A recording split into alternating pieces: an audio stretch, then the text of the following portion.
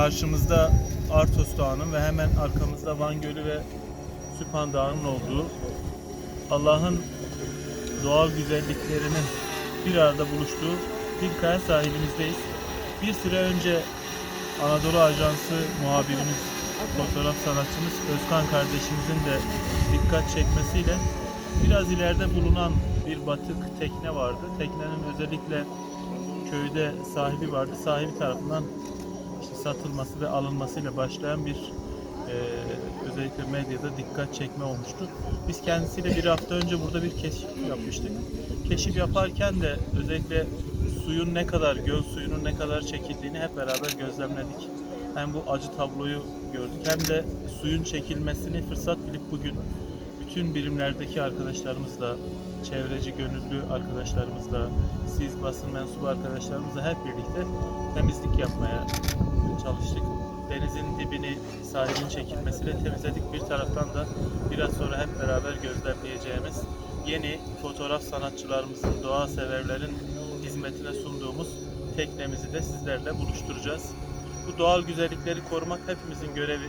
Buna dikkat çeken başta Özkan kardeşim olmak üzere ve duyarlılık gösteren basın mensubu kardeşlerime hasreten teşekkür ediyorum. Yine çağrımıza, davetimize uyup buraya kadar zahmet gelen çevreci gönüllerimize, çalışma arkadaşlarımıza, bugün burada bulunan tüm herkese Van adına, Edremit adına teşekkür ediyorum. Doğal zenginliklerimizi korumak bizim görevimiz. Bizden sonraki kuşaklara bırakacağımız, bizden önce temiz aldığımız ve bizden sonra da temiz bırakma görevimiz olan bu mirası inşallah biz de Edremit Belediyesi olarak bizden sonraki kuşaklara elimizden geldiğince temiz bırakma niyetindeyiz. Bu anlamda da özellikle çevre ve iklimle ilgili çalışmalarımız devam ediyor.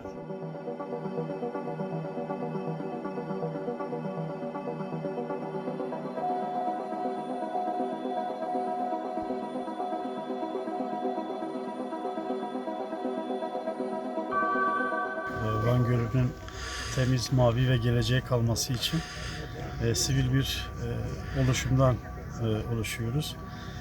Tabii bizim kuruluş amacımız daha çok Van Gölü kirlenmesindi ama maalesef bu yıl özellikle çok acı bir tablo var şu anda.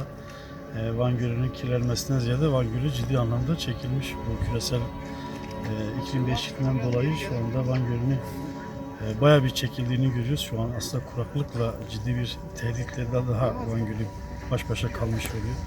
Kirliliğin ötesinde bu durumun da aslında acilen bakılması gerekiyor. En son Van Gölü ile ilgili Van Gölü Havzası Koruma Eylem Planı ve Uygulama Programı şu anda işliyor. Yine dip çamuru temizliği, diğer arıtma tesislerinin faaliyete girmesi, çalışması, tabii bunların izlenip takip edilmesi gerekiyor. Kurumların Van Gölü'ne biraz daha artık eğilmesi gerekiyor. Sadece Van Gölü kirlilikle karşı karşıya değil.